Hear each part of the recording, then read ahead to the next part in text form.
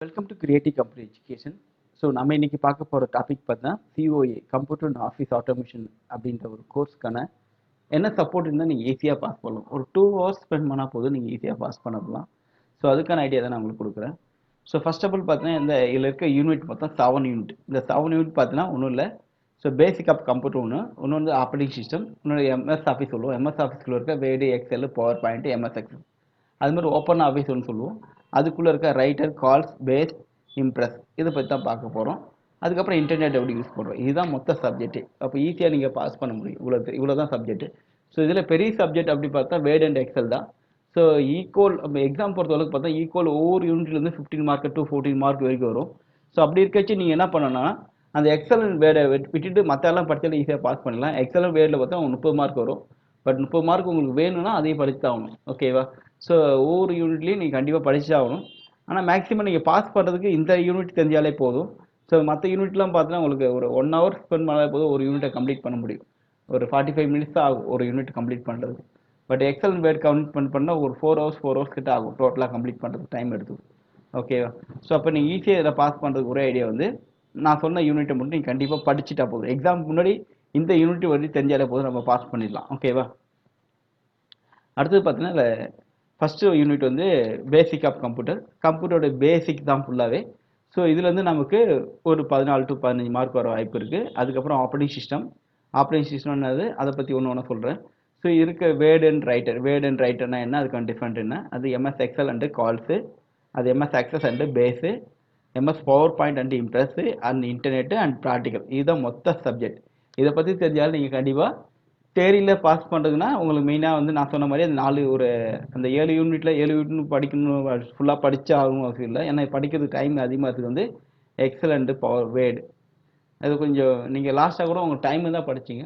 But மற்ற சப்ஜெக்டில் கண்டிப்பாக நீங்கள் ஓரளவு நாலேஜ் இருந்தால் ஈஸியாக தேரி எக்ஸாம் பாஸ் பண்ணிடலாம். ஓகேவா? ஸோ அடுத்தது பார்த்தீங்கன்னா தேரி எக்ஸாம் பாஸ் பண்ணுறது ப்ராக்டிக்கலில் எல்லாமே வரும். ஆனால் வேர்டு அண்ட் எக்ஸல் வந்து ப்ராக்டிக்கலில் வரும். அப்போ நீங்கள் கண்டிப்பாக பார்த்தாகணும். அதனால் நீங்கள் மிஸ் பண்ண முடியாது. பட் எக்ஸாம் டைமில் உங்களுக்கு தெரியல பாஸ் பண்ணுறதுக்கான ஐடியா தான் நான் சொல்கிறேன். ஓகே பேசிக் ஆஃப் கம்ப்யூட்டர் அப்படின்னா ஜஸ்ட் பேசிக் தான் கம்ப்யூட்டரில். அதை பிக் பண்ணால் உங்களுக்கு பேசிக் ஆஃப் கம்ப்யூட்டரில் பார்த்தீங்கன்னா என்ன ஆகுதுன்னா இன்ட்ரோடக்ஷன் கம்ப்யூட்டர், மெமரி, சிபியூனா என்ன, டிவைசஸ் என்னென்ன இருக்குது, இதை பற்றி தான் questions.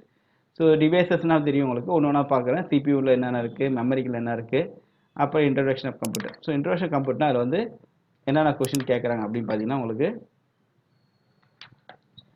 Define the generation of the computer, அப்புறம் character of computer, type of computer. இதுதான் வந்து நமக்கு இதுக்குள்ளே இருக்க சப் டாபிக்.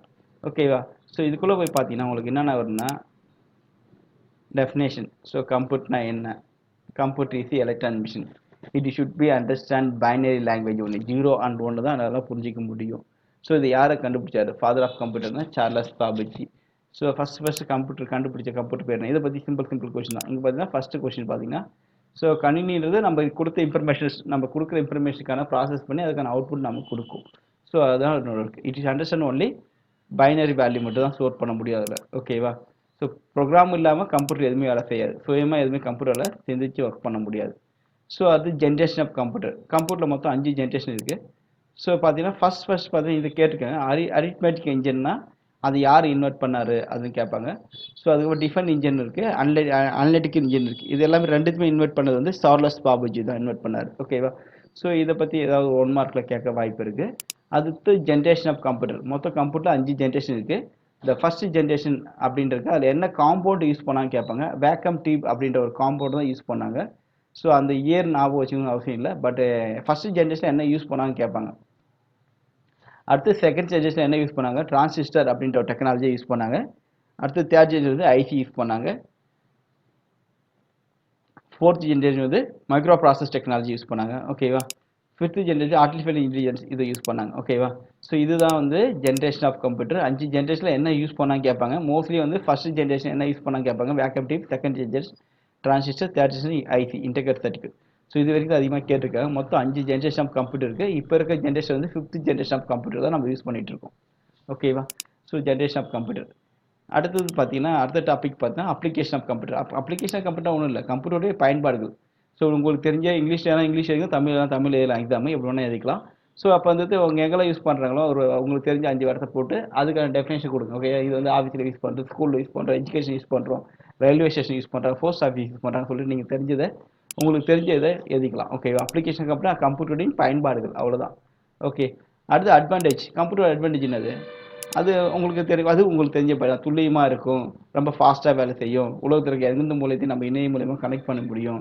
ஓகேவா, தானியங்கி செய்யறதுக்கு உதவுறது, ஊனமுற்றோருக்கு ஹெல்ப்ஃபுல்லாக இருக்குது. இது மாதிரி நீங்கள் உங்களுக்கு தெரிஞ்ச பாயிண்ட் அட்வான்டேஜ் ஆஃப் கம்ப்யூட்டர்னா என்ன, ஸோ கம்ப்யூட்டரோட அட்வான்டேஜஸ் என்ன, அதை உங்களுக்கு தெரிஞ்ச நீங்கள் எதை எதுங்க இங்கே இருக்க பாயிண்ட் தான் எதனும் கிடையாது. ஓகேவா, ஸோ அடுத்து computer related point. So computer ரிலேட்டட்னா என்னென்ன இருக்குன்னா, அந்த கம்ப்யூட்டர் ரிலேட்டட்னா ஹார்ட்வேர்னா என்ன, சாஃப்ட்வேர்னா அதை பற்றி ஃபுல்லாக கொடுக்கும். ஸோ கம்ப்யூட்டர் மெயினாக நம்ம என்ன பார்த்தோம், கம்ப்யூட்டரோட கேரக்டர்ஸ் அப்படின்னு பார்த்தா, அது கேரக்டர் ஆஃப் கம்ப்யூட்டர்னு பார்த்தா நம்ம ஸ்பீடாக இருக்கும், அதாவது ஸ்டோரேஜ் வந்து அதிகமாக ஸ்டோர் பண்ணலாம். வெர்சிலிட்டி அப்படின்னா அது வந்து நிறைய துறையில், அது வந்து பல்துறையில் அது ஒர்க் பண்ண முடியும். அது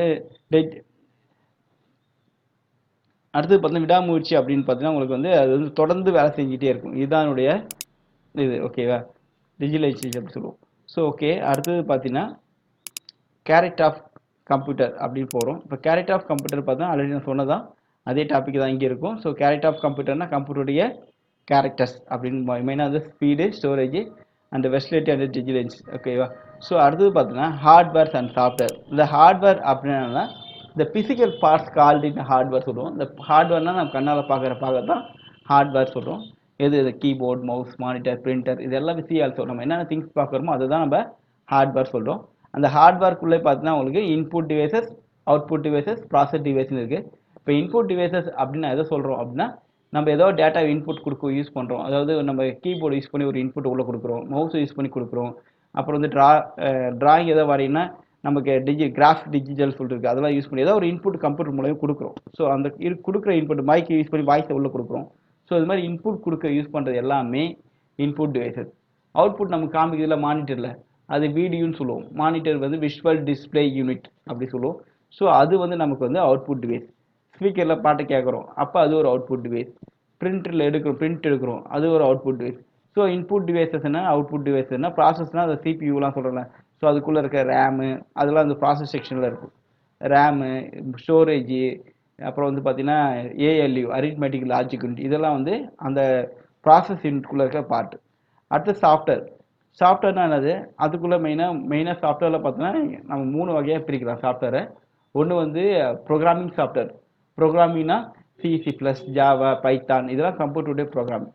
அந்த ப்ரோக்ராமிங் வச்சு நம்ம என்ன பண்ணலாம், புதுசாக ஒரு அப்ளிகேஷனை கிரியேட் பண்ணலாம். அப்ளிகேஷன் என்னது, ஆப்ஸ் சொல்கிறோம்ல, ஆப்ஸ் மீன்ஸ் அப்ளிகேஷன். ஸோ அதை கிரியேட் பண்ண யூஸ் பண்ணுறதா அப்ளிகேஷன் சொல்லுவோம். ஸோ அப்ளிகேஷன்ன்றது எக்ஸல் அப்படின்ற ஒரு அப்ளிகேஷன் தான். மொபைலில் சொல்லும்போது ஆப் சொல்லுவோம், அப்போ கம்ப்யூட்டரில் சொல்லும்போது அப்ளிகேஷன் சொல்லுவோம். ஸோ ஒரு அப்ளிகேஷன் சாஃப்ட்வேர் நம்ம கிரியேட் பண்ணால் கண்டிப்பாக நம்ம லாங்குவேஜ் தெரிஞ்சா, அதாவது கம்ப்யூட்டருடைய மொழி தெரிஞ்சா, சிசி ப்ளஸ், ஜாவா, பைத்தான் இது மாதிரி லாங்குவேஜ் தெரிஞ்சால் நம்ம புதுசாக ஒரு அப்ளிகேஷனை கிரியேட் பண்ண முடியும். சேம் டைம் ஓஎஸ்ஐ கூட நம்மளால் கிரியேட் பண்ண முடியும். ஓஎஸ்னா ஆப்ரேட்டிங் சிஸ்டம், கம்ப்யூட்டரை கண்ட்ரோல் பண்ணுற ப்ரோக்ராம் தான் ஆப்ரேட்டிங் சிஸ்டம். இந்த விண்டோஸ் அண்ட் லினக்ஸ், அந்த 2 சப்ஜெக்ட் பற்றி நம்ம பார்க்க போகிறோம் மெயினாக. ஸோ விண்டோஸ் அப்படின்ற ஒரு ஆப்ரேட்டிங் சிஸ்டம் இருக்குது, லினக்ஸ்னு ஒரு ஆப்ரேட்டிங் சிஸ்டம் இருக்குது. விண்டோஸ்னா கம்ப்யூட்டர் ஆன் பண்ணும்போது விண்டோஸ் அப்படி வரும் பாருங்க. ஸோ அதான் விண்டோஸ். அப்படி லினக்ஸ்னு ஒன்று இருக்குது. ஸோ அது வந்து கவர்மெண்ட் ஆஃபீஸில் மோஸ்ட் ஆஃப் வந்து லினக்ஸ் ஓஎஸ் தான் யூஸ் பண்ணுவாங்க ஆப்ரேட்டிங் சிஸ்டம். ஸோ ஓஎஸ்னா ஸ்டார்ட் ஆஃப் ஆப்ரேட்டிங் சிஸ்டம் சொல்லுவோம். அது வந்து மொபைலில் நீங்கள் யூஸ் பண்ணுற ஆப்ரேஷன் வந்து ஆண்ட்ராய்ட் அப்படி சொல்லுவோம். ஓகே, மோஸ்ட்லி ஆஃப் ஆண்ட்ராய்ட் நம்ம யூஸ் பண்ணுறோம். ஆப்பிள் ஓஎஸ் இருக்குது, ஐஓஎஸ் சொல்லுவோம். ஸோ இதெல்லாம் வந்து கண்ட்ரோல் பண்ணுற அந்த டிவைஸை கண்ட்ரோல் பண்ணுற ஒரு ப்ரோக்ராம் பேர் தான் ஓஎஸ், ஆப்ரேட்டிங் சிஸ்டம். அதை பற்றி நிறைய டிஃப்ரெண்ட்டாக படிப்போம். ஸோ நிறைய மீனிங் படிப்போம். அப்போ ஹார்ட்வேர்னா என்ன, சாஃப்ட்வேர்னா என்ன. ஹார்ட்வேர்னா இந்த பிசிக்கல் பார்ட்ஸு, அந்த ஹார்ட்வேரை கண்ட்ரோல் பண்ணுற ஒரு ப்ரோக்ராம் பேர் ஓஎஸ், ஆப்ரேட்டிங் சிஸ்டம் சொல்கிறோம். ஸோ அந்த ஆப்ரேட்டிங் சிஸ்டம் அப்படின்றது வந்து மெயினாக 2 டைப் ஆஃப் நம்ம சாஃப்ட்வேர் பற்றி பார்க்க போகிறோம். ஒன்று வந்து விண்டோஸ், இன்னொன்று வந்து லினக்ஸ். ஓகேவா. ஸோ ஓகே, அப்புறம் அப்ளிகேஷன் சாஃப்ட்வேர்னா நம்ம பயன்பாட்டு மென்பொருள். லாங்குவேஜ் தெரிஞ்சால் நம்ம புதுசாக ஒரு அப்ளிகேஷன் கிரியேட் பண்ணலாம். ஸோ இந்த கொஸ்டின் நிறைய டைம் கேட்டிருக்காங்க. பிளாக் டயக்ராம் வந்து ஒர்க்கிங் பிரின்சிபல் ஆஃப் கம்ப்யூட்டர் அப்படின்ற கொஸ்டின். ஓகேவா. ஸோ அப்போ இன்புட், அந்த புக்கில் இருக்கும் உங்களுக்கு இன்புட், ப்ராசஸ், அவுட்புட் போட்டு ஒரு டயக்ராம் இருக்கும். ஸோ சிம்பிளாக தான் இருக்கும். ஜஸ்ட் பார்த்தீங்கன்னா இங்கே இந்த கொஸ்டின் தான், இந்த சிம்பிள் இருக்கு பாருங்க. ஸோ இதை தான் நிறைய டைம் கேட்டிருக்காங்க. இது 5 மார்க்கில் நிறைய டைம் கேட்டிருக்காங்க. இந்த ஆன்சர் நீங்கள் பண்ணுற மாதிரி இருக்கும். அடுத்தது பார்த்தீங்கன்னா உங்களுக்கு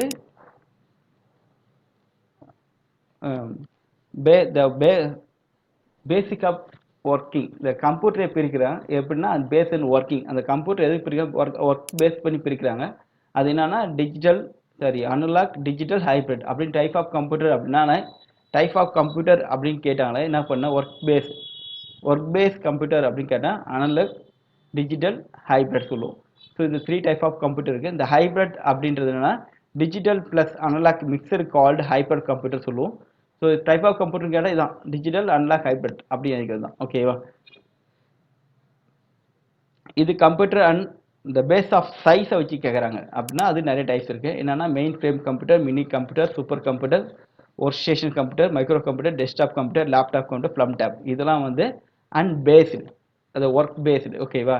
இது வந்து இது வந்து ஒர்க் பேஸ்ட் கம்ப்யூட்டர். இது டிஜிட்டல் அனலாக் ஹைபிரிட்னா work based. And size based வந்து இதெல்லாம் அதனுடைய சைஸ்லாம் இருக்குது, அதனுடைய பெருசாக இருக்கும். ஓகே. மெயின் ஃப்ரேம் கம்ப்யூட்டர் அப்படின்னா ஸோ இது வந்து பெரிய பெரிய கம்பெனிஸ் வந்து அவங்க டேட்டாஸ் வந்து ஸ்டோர் பண்ணுறதுக்காக யூஸ் பண்ணுற பெரிய கம்ப்யூட்டரு. ஸோ இதில் வந்து நிறைய பேர் இன்டர்ஃபேஸ் ஆவாங்க, யூஸ் பண்ணுவாங்க. ஸோ அதுதான் இது மினி கம்ப்யூட்டர் நம்ம நார்மலாக யூஸ் பண்ணுறது. சூப்பர் கம்ப்யூட்டர் அதோட ஃபாஸ்ட்டாக இருக்கும். அதோட மினி கம்ப்யூட்டரோட மெயின் கம்ப்யூட்டர் இருக்குல்ல அதோட கொஞ்சம் அட்வான்ஸ் இருக்கும், ரொம்ப ஸ்பீடான கம்ப்யூட்டர் தான் அது. இது மெயின் ஃப்ரேம் எதுக்குன்னா இன்டர்ஃபேஸ் நெட்வொர்க் மூலமா யூஸ் பண்ணுறதுக்காக மெயின் ஃப்ரேம் யூஸ் பண்ணுவாங்க. சூப்பர் கம்ப்யூட்டர் வந்து ரொம்ப ஹை ஸ்பீட் கம்ப்யூட்டர். ஸோ இருக்கிறதுலே கம்ப்யூட்டர் எந்த ஸ்பீடான கம்ப்யூட்டர் எதுவும் கேட்டால் அது சூப்பர் கம்ப்யூட்டர் தான். ஓகேவா. இது ஒர்க் ஸ்டேஷனில் நம்ம ஒர்க் பண்ணுறத கொஞ்சம் கெப்பாசிட்டி அதிகமான கம்ப்யூட்டர் யூஸ் பண்ணுவோம். அடுத்து நம்ம ஹோமில் யூஸ் பண்ணுறல ஸோ அதெல்லாம் micro computer and desktop computer நம்ம யூஸ் பண்ணுவோம். ஓகேவா. அது லேப்டாப் அண்ட் ஃப்ளம் டேப். இதெல்லாம் வந்து இப்போ கொஸ்டின் கேட்டாங்கன்னா பாருங்க, இந்த ஒர்க்கிங் பேஸ்டு வந்து கம்ப்யூட்டர் பிரிக்கும் போது டிஜிட்டல் அனலாக் ஹைபிரிட். ஓகேவா. அதுக்கப்புறம் பார்த்தா பேஸ் அண்ட் சைஸை பேஸ் பண்ணும்போது இதெல்லாம் வரும். ஸோ அது ப்ராசஸை பேஸ் பண்ணி பார்த்தா XD, AT அண்ட் பென்டிஎம் இதெல்லாம் ப்ராசஸ் பேஸ் பண்ணி. ஸோ இதை பற்றி ஒரு 2 லைன் நோட்ஸ் 5 மார்க் கேட்டாங்கன்னா ஒரு 2 லைன் நோட்ஸ் வேறு மாதிரி இருக்கும். ஸோ அதுக்கான நோட்ஸ் புக்கு நம்மகிட்ட இருக்குது, பார்த்துக்கலாம். சரி ஓகே. இவ்வளோ தான் கொஸ்டின். இதில் 15 மார்க் அவ்வளோதானே. இந்த டாபிக் முடிஞ்சிச்சு. அதுலேயே பார்த்தா 2வது டாபிக் இருக்குது. So okay. மெமரி பார்த்தீங்கன்னா உங்களுக்கு டைப் ஆஃப் மெமரி பார்த்தா 2 டைப் மெமரி. ஒன்று வந்து ப்ரைமரி மெமரி, ஒன்று செகண்டரி மெமரி. இந்த ப்ரைமரி மெமரினா எதெல்லாம் ப்ரைமரி மெமரி, இதுக்கான ஃபுல் ஃபார்ம் தெரியும். ரேம்னா என்ன, ரேண்டம் ஆக்சஸ் மெமரி. ரோம்னா ரீடு ஒன்லி மெமரி. ஸோ இது எல்லாமே தெரிஞ்சுக்கணும், இதுக்கான டெஃபினேஷன் தெரிஞ்சுக்கணும். அடுத்து செகண்டரி மெமரி அப்படின்னு என்ன கேட்பாங்க. Secondary memory hard disk, SSD, CD, DVD, blu-ray disk, pen drive இதெல்லாம் செகண்டரி ஸ்டோரேஜ் டிவைஸ். ஸோ இதெல்லாமே செகண்டரி ஸ்டோரேஜ் டிவைஸ். ஓகேவா. ஸோ இதிலே வந்து ரொம்ப ஃபாஸ்டான ஸ்டோரேஜ் அப்படி பண்ணால் SSD தான். இப்போ இருக்க அட்வான்ஸ் டெக்னாலஜி வந்து SSD தான் நமக்கு ஃபாஸ்ட் ஸ்டோரேஜ். ஓகேவா. ஸோ இதை பற்றி ப்ரீஃபாக செகண்டரி மெமரி கேட்டால் இது எதனா போதும். சப்போஸ் இந்த ஒரு ஆப்ஜெக்டை பற்றி கேட்டதுன்னா அதுக்கான ப்ரீஃபாக 2 மார்க்கில் கேட்க வாய்ப்பு இருக்குது. அப்போ இதை பற்றி ஏதாவது நோட்ஸ் போட்டிங்க அது வரும். அடுத்து சிபியூக்குள்ளே என்னென்ன இருக்குன்னு கேட்குறாங்க. சிபியூக்குள்ளே தான் அந்த சிபியூனா ப்ராசஸ் யூனிட், அதுக்குள்ளே என்னென்ன இருக்குது கேட்குறாங்க. ஸோ ஹார்ட் டிஸ்க் இருக்குது, SSD இருக்குது, ரேம் இருக்குது, ப்ராசர் இருக்குது, SMBC இருக்குது. இதெல்லாமே அந்த சிபியூக்குள்ளே இருக்கிற பார்ட். அந்த பார்ட்டை பற்றி தெரிஞ்சுக்கலாம். அந்த சிபியூ பற்றி டெஃபினேஷன் கேட்டோம்னா இதெல்லாம் வந்து இன்சைட் ஆஃப் காம்பவுண்ட் இதெல்லாமே இதில் இருக்குது. இதை பற்றி ஒன்று பற்றி தனியாக கேட்க வாய்ப்பு இருக்குது. SMBCனா என்ன அப்படி கேட்டோன்னா அது வந்து சுவிட்ச் மோட் பவர் சப்ளை. இது வந்து ஒரு converter, AC to DC converter. So வர கரண்ட் ஏசியாக வரும், அது டிசியாக கம்ப்யூட்டரில் நம்ம மாற்றி கொடுக்குறோம். எல்லா எலக்ட்ரானிக் டிவைஸிலும் டிசி கரண்ட்லாம் ஒர்க் ஆகும், ஏசி கரண்ட் டைரக்ட் கரண்ட்டில் ஒர்க் ஆகாது. அப்போ நம்ம ஆல்டர்னேட்டிவ் கரண்ட்டாக மாற்றணும். ஸோ ஆல்டர்னேட்டிவ் கரண்ட்டை டைரக்ட் கரண்ட்டாக மாற்றணும் அப்படின்னா ஆக்சுவலாக நம்ம வீட்டுக்கு வர கரண்ட் வந்து ஏசி கரண்ட்டாக இருக்கும். அந்த ஏசி கரண்ட்டை டிசியாக கன்வெர்ட் பண்ணி ஒர்க் பண்ணுறதுக்காக தான் இந்த எஸ்எம்பிஎஸ் சொல்கிறோம். ஸோ மொபைலில் நம்ம யூஸ் பண்ணுற சார்ஜ் அடாப்டர் மாதிரி தான் இதுக்கு ஒவ்வொரு கம்ப்யூட்டருக்குள்ளார இருக்கும், அது பேர் எஸ்எம்பிஎஸ். ஸோ அதை பற்றி எல்லாமே ஒரு 2 மார்க் கொஷின் புக்கில் இருக்குது, நீங்கள் ஈஸியாக பார்த்துக்கலாம். அடுத்து டிவைசஸ். என்னென்ன டிவைசஸ்க்குன்னா நான் முன்னாடி சொன்ன மாதிரி தான் இன்புட் டிவைசஸ் இருக்குது, அவுட்புட் டிவைசஸ்க்கு கனெக்டிங் பார்ட். என்னென்ன கனெக்டிங் போர்ட் இருக்குது அதை பற்றி பார்க்கலாம். ஸோ இன்புட் டிவைசஸில் என்னென்ன இருக்குன்னு பார்த்தீங்கன்னா கீபோர்டு, மவுஸு இதெல்லாம் இன்புட் டிவைஸ். அவுட்புட் டிவைஸில் monitor, printer, plotter. So plotter அப்படின்னா பிரிண்டரோட பெருசாக பிரிண்ட் எடுக்க யூஸ் பண்ணுற பிளாட்டர் சொல்லுவோம். ஸோ இதை பற்றி ஒரு நோட்ஸ் நமக்கு புக்கில் இருக்குது, அதை பார்த்தா போதும். சிம்பிளாக இருக்குது எல்லாமே. அடுத்து வந்து என்னென்ன கனெக்டிங் போர்ட் இருக்குது அப்படின்னு கேட்டிருக்காங்க. Serial port, parallel port, USB port, இதை பற்றி நீங்கள் தெரிஞ்சால் போதும். ஸோ இவ்வளோ தான் இந்த ஃபஸ்ட்டு யூனிட்டு. ஓகேவா. இதில் வந்து நமக்கு 15 மார்க்ஸ் கண்டிப்பாக வரும். இவ்வளோ தான் சப்ஜெக்ட்டு. இதுலேருந்து தான் 1 மார்க்கு எல்லாமே நம்ம சொன்னதில் வச்சு தான் கேட்பாங்க. ஓகேவா. So okay. இதை நீங்கள் புக்கை வாங்கி பார்த்தீங்கன்னா ஓரளவுக்கு ஈஸியாக ஐடியா கிடச்சிரும். இந்த சிம்பிளாக தான் இருக்கும். நீங்கள் எக்ஸாம் தமிழ் ஆர் இங்கிலீஷ் எப்படி வேணால் எழுதலாம்.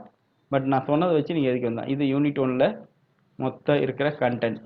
ஓகேவா? யூனிட் 1ல் நீங்கள் இது படித்தாலே உங்களுக்கு 15 மார்க்கு கன்ஃபார்மாக இதுலேருந்து வந்துடும். 14 to 15 மார்க் கண்டிப்பாக வரும். ஸோ இதுலேருந்து நீங்கள் எடுத்து பாஸ் பண்ண முடியும். அடுத்து நம்ம 40 மார்க் பாஸ் பண்ணுறதுக்கு அடுத்து ஒரு 2 யூனிட் நம்ம கிளியராக இருந்தாலே போதும். ஈஸியாக 40 மார்க் நம்மளால எடுத்துகிட்டு போயிட்டே இருக்கலாம். ஓகேவா? அடுத்து ஆப்பர்டிஷன்ஸ் ரொம்ப சிம்பிளாக தான் இருக்கும். ஸோ அடுத்து ஒவ்வொரு கிளாஸாக பார்க்கலாம் நம்ம. ஸோ இன்றைக்கி இதோட ஃபஸ்ட் யூனிட் ஓவர். ஸோ அதுக்கு இந்த புக்கில் இருக்கிற நோட்ஸை வச்சு நீங்கள் பாருங்கள், ஈஸியாக இருக்கும். நீங்கள் ஈஸியாக வந்து இதுலேருந்து 15 மார்க் எடுத்து பாஸ் பண்ணிடலாம். ஸோ அடுத்து மற்ற யூனிட்லாம் பார்த்தா ரொம்ப சிம்பிளாக இருக்கும். ஓகே, ஒரு வேர்ட் அண்ட் எக்ஸல் மட்டும் தான் கொஞ்சம் பெருசாக இருக்கும். மற்ற யூனிட்லாம் ஈஸியாக நம்ம அதோட இன்டர்நெட் இந்த யூனிட்டோட கம்மியாக தான் இருக்கும். Okay, thank you. ஸோ ஃபர்தராக நீங்கள் ஆன்லைனில் கோர்ஸ் ஜாயின் பண்ணலாம், ஜாயின் பண்ணிக்கலாம். ஸோ அதுக்கான லிங்க் கொடுத்துருக்கேன் கீழே. நீங்கள் அட்மிஷன் போட்டிங்கன்னா உங்களுக்கான கோர்ஸ் மெட்டீரியல்ஸு, ரெக்கார்ட்ஸு எல்லாமே ப்ரொவைட் பண்ணுறோம். ஸோ ப்ரீவியஸ் இயர் கொஷின் பேங்க்கு, COA Quiz ஆப்பு இதெல்லாமே கொடுக்குறோம். ஸோ நீங்கள் ஆன்லைனில் பைட்டாக படிக்கலாம்னு படிச்சுக்கலாம். நீங்கள் உங்களுக்கு ஃபுல் சப்போர்ட்டோட உங்களுக்கு எல்லாமே கிடைக்கும். Okay, thank you.